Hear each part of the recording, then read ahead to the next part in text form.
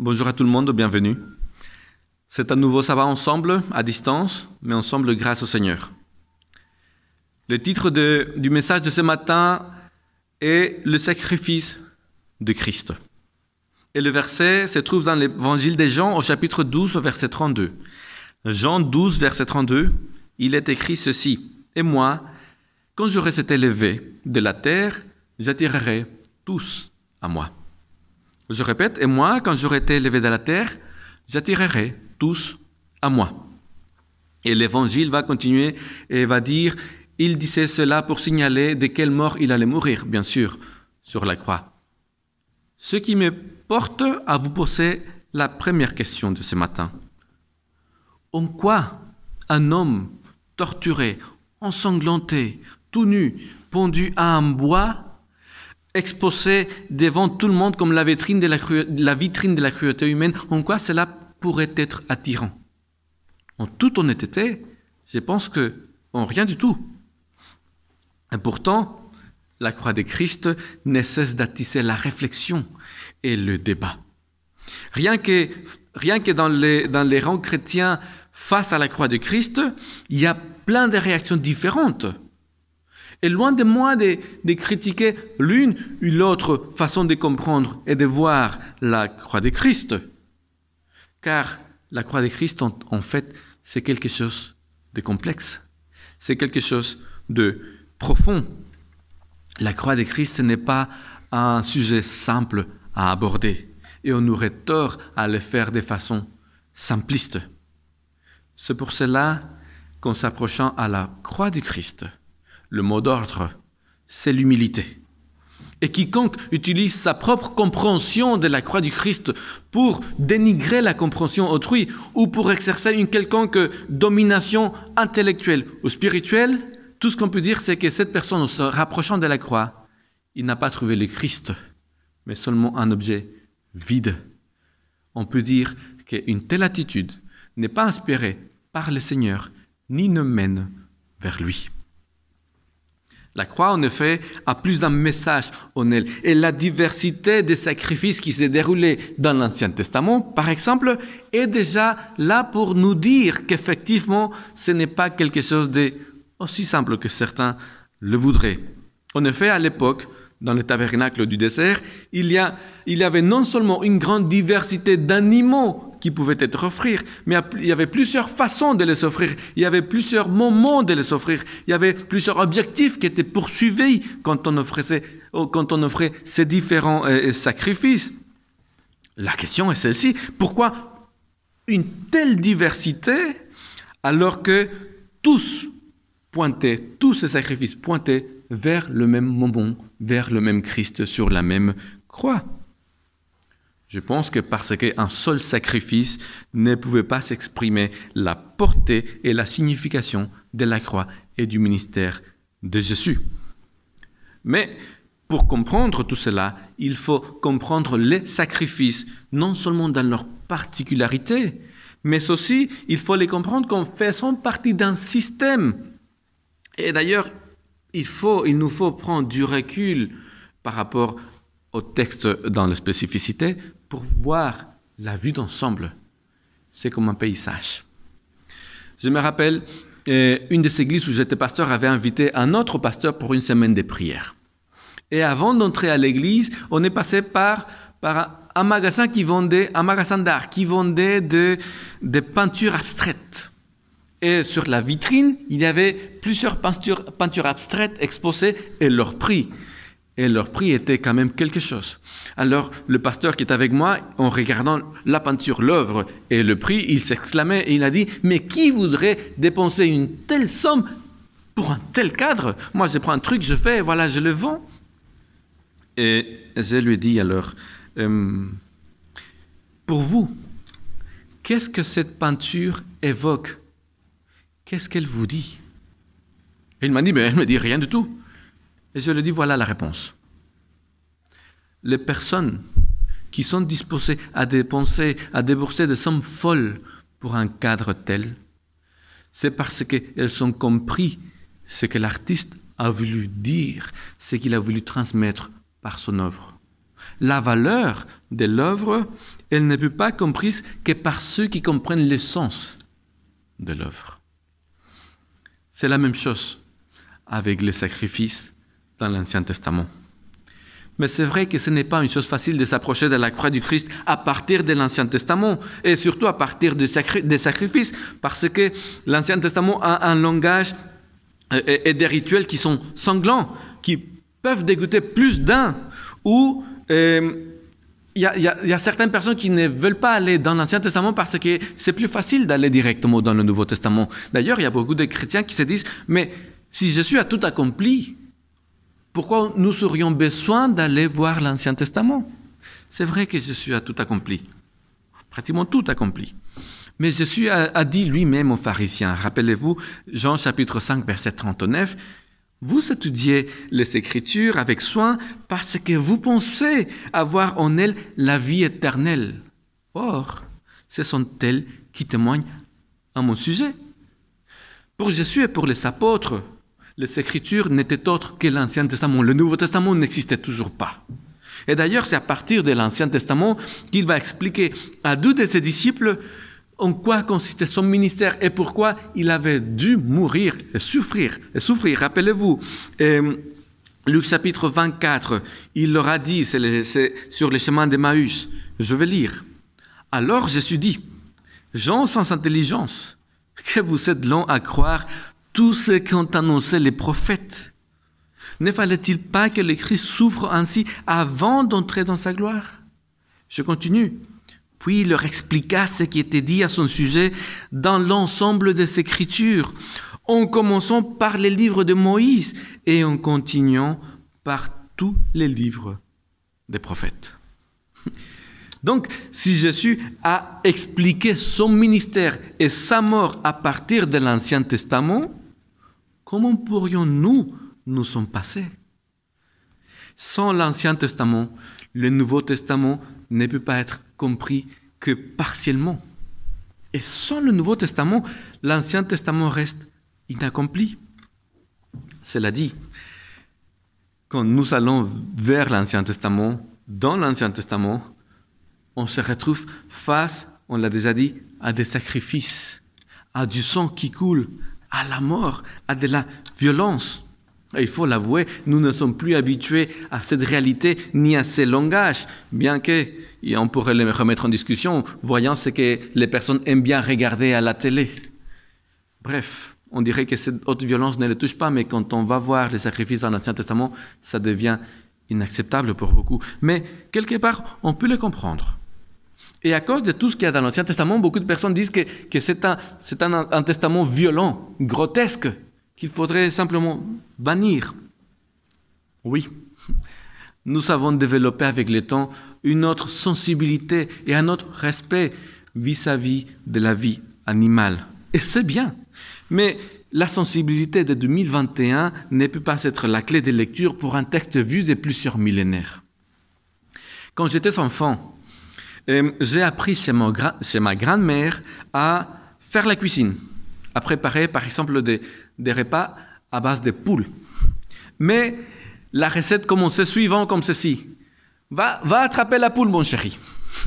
Et il fallait après faire tout ce qu'il fallait faire jusqu'à ce qu'on arrivait au plat qui pouvait être mangé.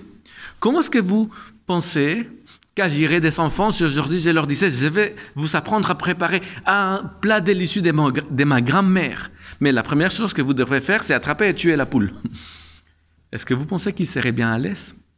Je pense que plus d'un serait dégoûté. Parce qu'on n'a plus l'habitude de voir aller attraper l'animal et tuer l'animal que nous allons manger. Nous ne sommes plus habitués à voir du sang couler. Nous ne sommes plus habitués à tuer nous-mêmes des animaux. Je ne dis pas que mon enfance était meilleure que la leur.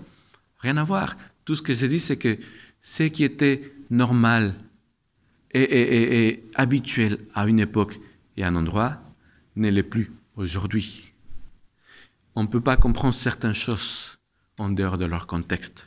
C'est la même chose avec la Bible. Si on veut la lire et essayer de lui donner un sens sans prendre en compte le contexte littéraire, textuel et historique, on est en train de trahir le texte sacré. Alors, il faut se poser la question, dans quel contexte le système de sacrifice dans l'Ancien Testament a été donné? Je vais parler que du contexte du récit. La Bible nous raconte que Dieu venait de libérer le peuple d'Israël d'Égypte. Il avait vu agir en force. Après, il les amène à côté du mont Sinaï. Là, à côté du mont Sinaï, Dieu même va se présenter à eux, va leur parler directement, ce qui va créer une grande frayeur au milieu des personnes parmi le peuple. Et ils ont dit, oui, on va te servir. Mais quelques peu de temps après, alors que Moïse est sur le mont Sinaï, on connaît l'histoire, il s'était tellement habitué au système idolâtre de l'Égypte qu'il avait déjà reproduit. Donc du coup, le Seigneur qui voulait parler avec eux directement, agir directement avec eux, il doit instaurer le système de sacrifice. C'est alors qu'il vient le système de sacrifice et le tabernacle. Après l'expérience au Sinaï que les Israélites eux-mêmes, ils n'ont pas voulu, ils n'ont pas pu supporter. Et le système dans le tabernacle poursuivait des buts très clairs.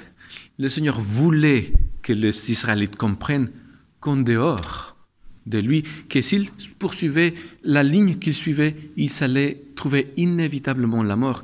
Le système de sacrifice dans le tabernacle était là pour leur montrer que Dieu voulait tellement qu'ils vivent, que lui-même, il leur apportait, il leur expliquait comment faire pour entrer en relation avec lui, pour éliminer le péché qui les séparait les uns des autres et pour qu'ils puissent finalement ainsi vivre.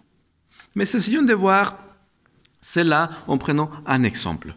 Mais avant d'entrer dans l'exemple, 3 clés de lecture. La première, il faut se rappeler qu'en dehors du système que Dieu avait établi, ni le sacrifice, ni le but que ce sacrifice poursuivait étaient atteints. Tu pouvais aller tuer un animal où tu voulais, mais ça ne servait à rien. Et ça se comprend. En quoi la mort d'un animal pourrait-elle me rapprocher de Dieu? En rien.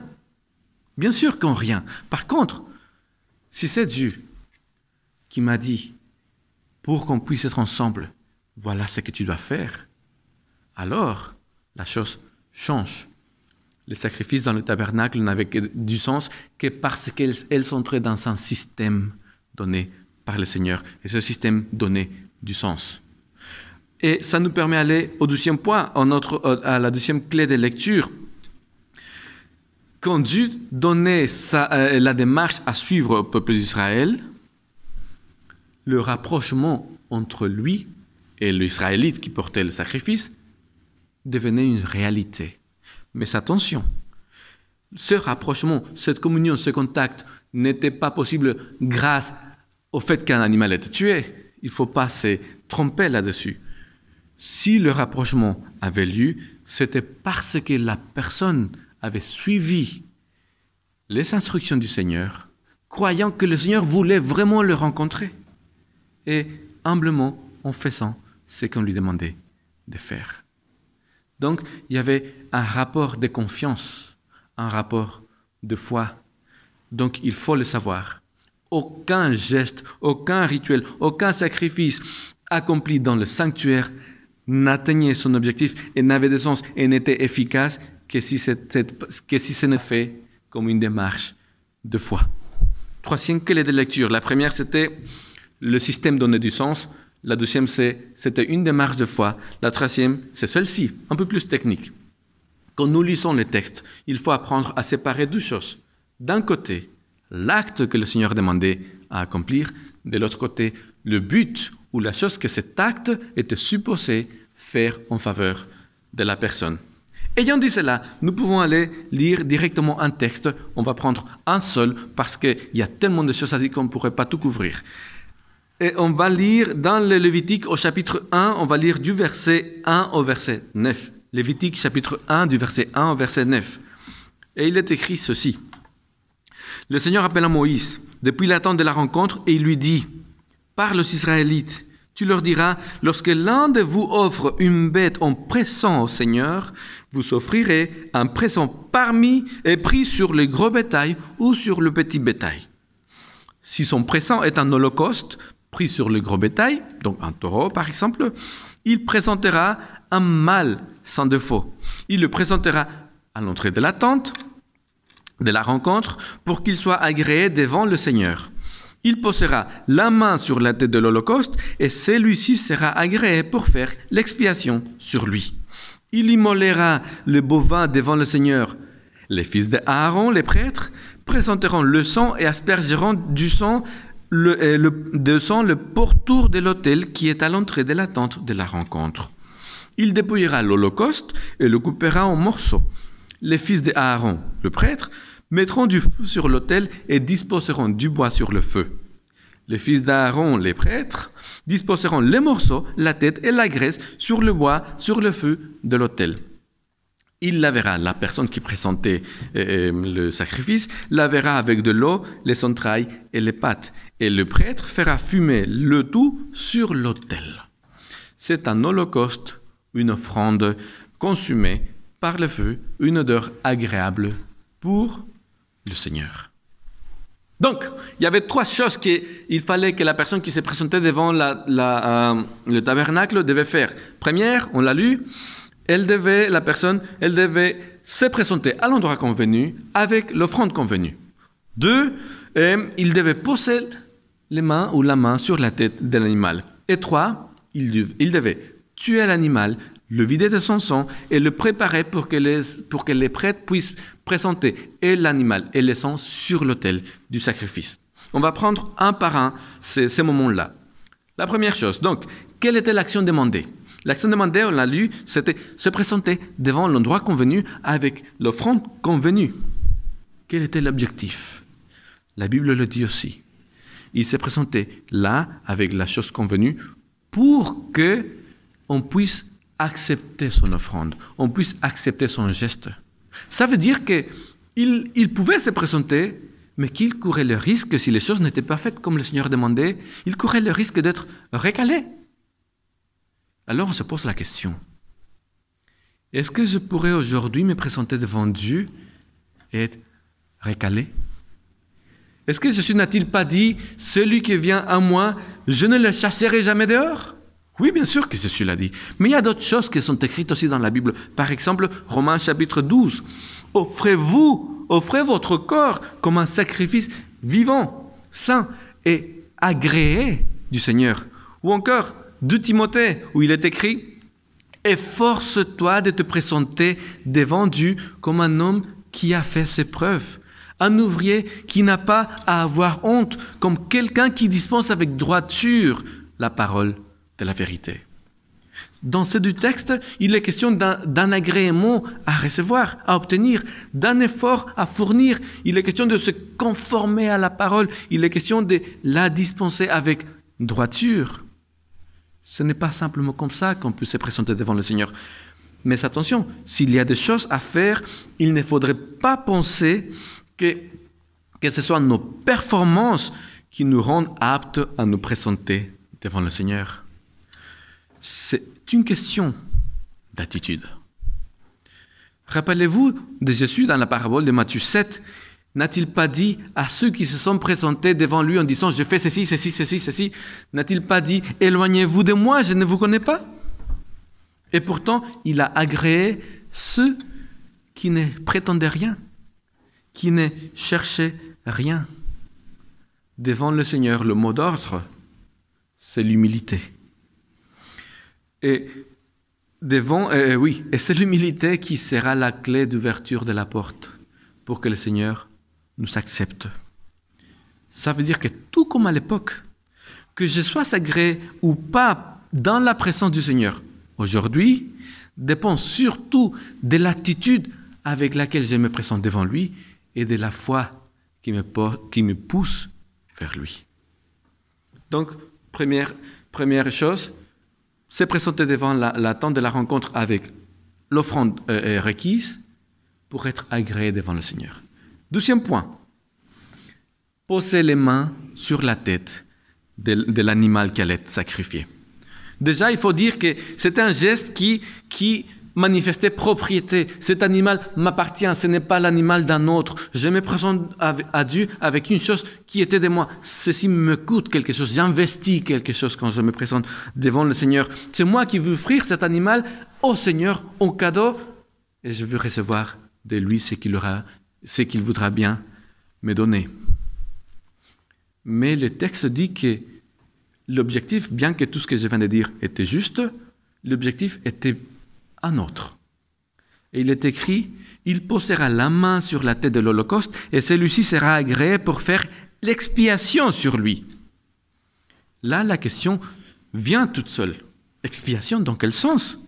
L'Holocauste dont il est question en Lévitique 1, ce n'est pas une offrande, un sacrifice pour le péché. Ce n'est pas un sacrifice demandé ou exigé. C'est un cadeau que la personne portait au Seigneur. C'est un cadeau, c'est une offrande qui manifestait dévotion au libérateur, au Rédempteur. Alors pourquoi parle-t-on d'expiation? Peut-être qu'il faut voir ce que le mot expiation veut dire. Voilà ce que Larousse dit, la définition qui est donnée et donc la définition à laquelle nous sommes habitués. Expiation, action par laquelle on expie. Châtiment, souffrance considérée comme une compensation, une réparation du délit ou de la faute, l'expiation d'un crime. C'est le concept que nous savons du mot expiation. Ah, tu dois payer pour tes fautes, tu dois expier. Par contre, ça ne colle pas avec ce que nous venons de lire en Lévitique 1. Nous ne sommes pas devant une personne qui est coupable de quelque chose, nous sommes devant une personne qui vient faire un cadeau au Seigneur. Ça veut dire quoi alors? Qu'est-ce que cela signifie en hébreu? En hébreu, le mot utilisé et qu'on traduit comme expiation, c'est le mot kafer. Alors, ce mot, quand on le prend dans son sens littéral, c'est couvrir quelque chose. Comme quand Noé a couvert de poids l'arche pour qu'elle soit étanche, pour qu'il n'y ait pas de trous. Mais dans sa signification figurée, et c'est comme ça que le texte que la Bible l'utilise la plupart du temps, cela signifie principalement réconcilier. Ça signifie qu'affaire signifie faire la paix entre deux parties, faire des deux parties une seule chose, réunir ou réunir. Et vu la nature des sacrifices devant lesquels nous sommes en Lévitique 1, je pense qu'on devrait traduire le texte comme ceci. Il posera la main sur la tête de l'Holocauste et celui-ci sera agréé par Dieu pour faire des deux parties, l'homme et Dieu, une seule chose, pour qu'il y ait une rencontre dans la paix. Quand l'offrande était acceptée en effet par le Seigneur, celui qui l'a présentée savait que par elle, il pourrait entrer dans la présence du divin, dans sa communion. Lui, il ne pouvait pas entrer dans l'attente de la rencontre, mais il savait que par le sacrifice, il avait accès à tout ce qu'il désirait et que c'était Dieu lui-même qui lui garantissait cette entrée. Troisième point. Le premier, c'était se présenter devant la tente avec le sacrifice pour être accepté. Le deuxième, poser la main sur la tête de l'animal pour pouvoir avoir l'assurance qu'il allait vivre une rencontre dans la paix du Seigneur, qu'il allait être dans sa présence, et ça devait se passer par la suite. Le troisième geste, la troisième action requise était celle-ci. La personne devait tuer l'animal. C'est implicite, le vider de son sang, préparer toutes les parties pour qu'elles soient prêtes pour être mises sur l'autel. Et c'est le prêtre qui allait faire cela. Maintenant, quand on analyse, on se rend compte que la préparation de l'animal est exactement la même qu'on faisait pour préparer un animal pour un repas. D'ailleurs, l'Holocauste, dont il est question, il était souvent considéré comme un repas que la personne offrait au Seigneur. D'où qu'on le considérait comme un moment de communion que la personne voulait vivre avec. Et c'était un repas cochère, puisque l'animal était vidé de son sang. Et par là même, Dieu, prenant ce repas, et c'est lui qui demandait un repas cochère ou cachère, il montrait par l'exemple ce qu'il demandait à ses enfants. Il montrait qu'il faut manifester du respect même pour la vie animale. Et il ne disait pas « fais ceci et moi je ne le fais pas », mais il faisait la même chose. Il s'engageait. Maintenant, il y a une question qui le texte nous laisse comprendre entre les lignes. Il est écrit ceci, que le sang allait être versé sur l'autel. On va le lire, parce que ça touche à l'objectif du geste. Tuer, laver, prendre le sang qui allait être versé sur l'autel. Pourquoi cela? Je disais que ça parle de l'objectif.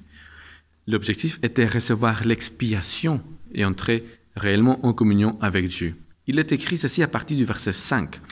La personne immolera le bovin devant le Seigneur. Les fils d'Aaron, les prêtres, présenteront le sang et aspergeront du sang le pourtour de l'autel qui est à l'entrée de la tente de la rencontre. Verset 6.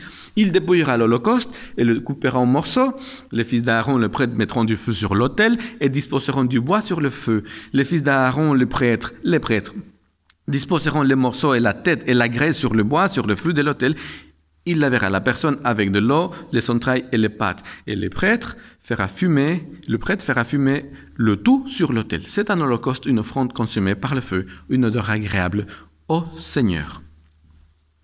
Alors, lors des sacrifices, peut-être vous vous rappelez, le sang des animaux pouvait être versé au pied de l'autel. Mais lorsque le sang était aspergé ou versé sur l'autel, à l'intérieur de l'autel, ce sang remplissait une autre fonction, bien spécifique. Nous trouvons l'explication dans le chapitre 17 de Lévitique, chapitre 17 au verset 11. C'est le Seigneur qui parle. « Car la vie de la chair est dans le sang.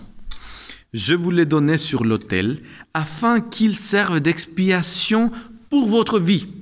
Car c'est par la vie que le sang fait l'expiation. » Nous avons vu que le sens principal du mot « kaffer », expiation, est relationnel. Son sens principal est relationnel, de réconciliation, de réunification. Mais dans ce cas précis, quand le sang était versé sur l'autel, le sang retrouvait un rôle de substitution.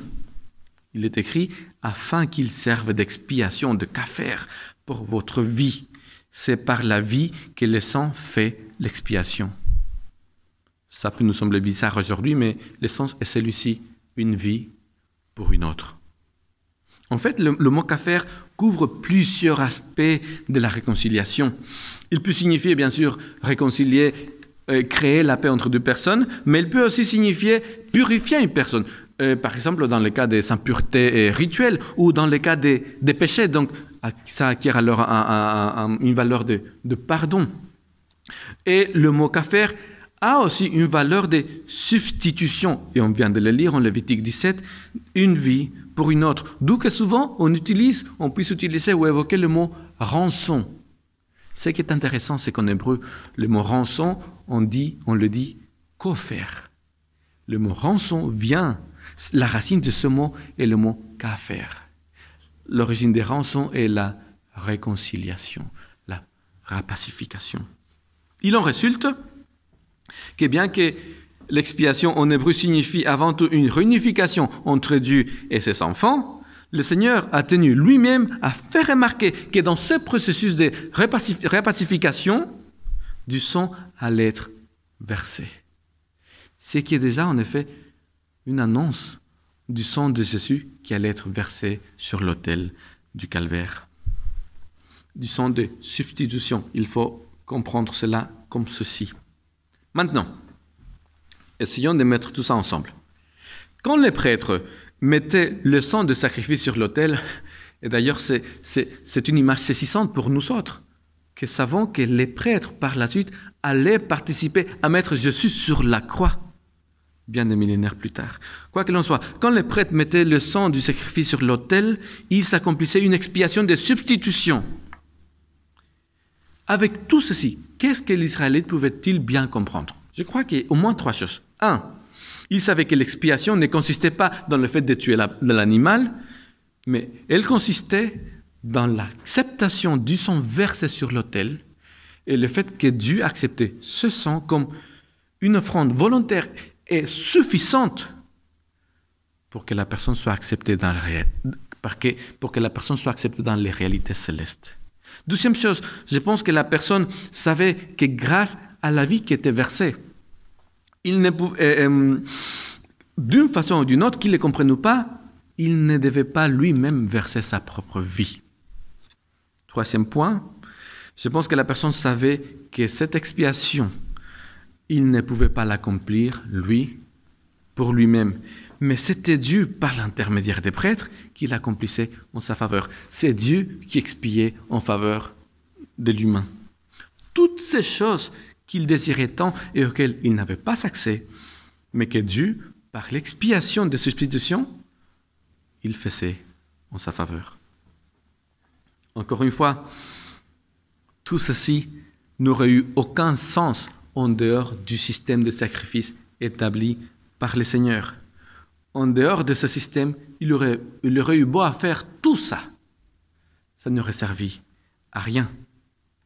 Dieu rencontrait réellement ses enfants, non parce qu'il savait tuer un animal ou parce qu'il l'avait fait de la façon la plus ritualisée du monde, mais parce qu'il l'avait fait, croyant qu'il voulait les rencontrer. Il l'avait fait par la foi.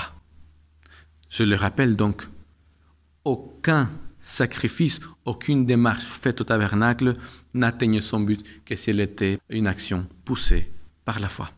Et c'est la même chose avec le concept d'expiation de substitution. Ce concept de substitution est central au système de sacrifice. Mais il ne faut pas le comprendre à partir de notre 2021, à partir de notre critère, notre sensibilité. Il faut essayer de le comprendre selon ce que la Bible révèle dans son ensemble. Et rappelons-nous de ceci, plusieurs épisodes dans la Bible parlent de substitution. Pour prendre l'exemple peut-être le plus frappant, sur le mont Moria, un animal que Dieu a pourvu a permis à Isaac d'avoir la vie sauve. C'est un animal de substitution. C'est sur la même montagne que David, selon ce que Dieu lui a montré, a fait des sacrifices de substitution en rançon en faveur du peuple d'Israël. Et c'est sur la même montagne que Salomon va construire le temple à l'Éternel. Ça veut dire que le temple de l'Éternel, l'endroit où des sacrifices s'accomplissaient tous les jours, était fait reposer sur le même endroit où Dieu avait manifesté sa grâce à des personnages tels qu'Abraham, à des personnages tels que David. C'était un endroit où Dieu, dans le temps, avait à plusieurs reprises montré qu'il voulait bien faire pour l'homme ce que l'homme ne pouvait pas faire pour lui-même, à savoir écarter la mort de son chemin. Le sacrifice de substitution dans la Bible est un concept de grâce, de vie. Mais ceci n'est visible que si l'on prend du recul et on considère cet enseignement à partir d'une compréhension globale et générale de la Bible. Si on perd de vue la vision d'ensemble, au lieu de voir en Dieu, un Dieu désirant voir ses enfants vivre, un Dieu capable de donner sa propre vie pour que ses enfants puissent vivre, on risque de voir rien d'autre qu'un Dieu vindicatif et désireux de sang. Et je vous pose la question. Lequel des deux dieux est le Dieu que vous adorez? Lequel des deux dieux vous voulez appeler votre Père? Jésus a dit, et moi, quand j'aurai été élevé de la terre, j'attirerai tous à moi. Voici donc les apprentissages valables, je pense, encore aujourd'hui, que l'Holocauste de Lévitique 1, verset 1 à verset 9, nous apprend au sujet de notre relation avec le Christ et avec sa croix. Je pense que la première chose est celle-ci. Au Seigneur, je ne dois pas aller seulement quand j'ai quelque chose à lui demander, quand j'ai une faveur, un pardon, une bénédiction à lui solliciter. Je peux aller au Seigneur pour lui faire des cadeaux, pour lui manifester ma reconnaissance, ma dévotion. Certes, tout ce que je pourrais lui amener, lui appartient déjà, mais n'empêche, ça lui fait plaisir quand je viens lui dire « Ceci est pour toi, papa ». Deuxième chose, je peux me rendre devant le Seigneur. Je peux avoir l'attitude correcte. Je peux me présenter comme le Seigneur le demande. Alors, je peux voir ceci comme certitude. Mon humilité et ma foi me permettront d'accéder à la présence du Seigneur. Mais attention, troisième chose, je peux me présenter devant le Seigneur avec toute l'humilité du monde et avec toute la foi du monde. Ça ne m'ouvre pas pour autant de façon automatique les portes du ciel. Si les portes du ciel s'ouvre envers moi, c'est parce que le Seigneur veut les ouvrir pour moi. C'est parce que lui, il veut me donner tout ce qu'il a, tout ce qu'il est, pour que je puisse être en relation avec lui. C'est Dieu lui-même qui m'accepte, c'est Dieu lui-même qui m'introduit dans sa présence. C'est lui qui, par l'expiation de substitution de Christ, et c'est un thème qui mériterait beaucoup plus d'approfondissement, c'est lui qui fait en sorte que moi, je puisse interagir avec lui, qui est divin. C'est un cadeau qu'il me fait. Et la dernière chose peut-être, quand je me rends au Seigneur, pour lui manifester mon amour et lui faire un cadeau, pour lui faire une offrande, ce qu'il me donne en retour est bien plus grand de ce que moi, je lui apporte. Mais il ne faut pas se perdre dans les détails et louper la vue d'ensemble de quoi il est question dans Lévitique 1, verset 1, verset 9, d'un cadeau que la personne a mené au Seigneur. Et ce n'était pas n'importe quel cadeau, c'était un taureau, c'est un grand cadeau. Ma question est celle-ci. Quand a été la dernière fois que tu as amené un cadeau au Seigneur? Je veux dire, un véritable cadeau et une véritable offrande, et pas comme celle que nous avons l'habitude de recevoir dans les églises, c'est ce qui reste, hop, on met la main dans la poche et les pièces rouges. C'est quand la dernière fois que tu as amené un véritable cadeau au Seigneur. Et c'est vrai, le Seigneur n'a pas besoin de cela, mais par le cadeau que tu lui amènes, par la qualité du cadeau que tu lui amènes, tu montres combien il est important, combien tu es reconnaissant à son égard. La deuxième question est celle-ci. Est-ce que tu fais confiance au Seigneur quand il te dit que tu peux jouir d'une véritable communion avec lui dès sa présence? Quand est-ce que tu t'es senti pour la dernière fois réellement dans sa présence? Je ne sais pas, mais tu sais, ça pourrait être aujourd'hui. Et en fait, ça ne tient qu'à toi. Et moi, quand j'aurai été élevé de la terre, j'attirerai tous à moi, a dit Jésus. Puissent les paroles de Jésus devenir dans vos vies une réalité. Puissiez-vous être attirés à Jésus par l'amour qu'il a manifesté sur la croix. Amen.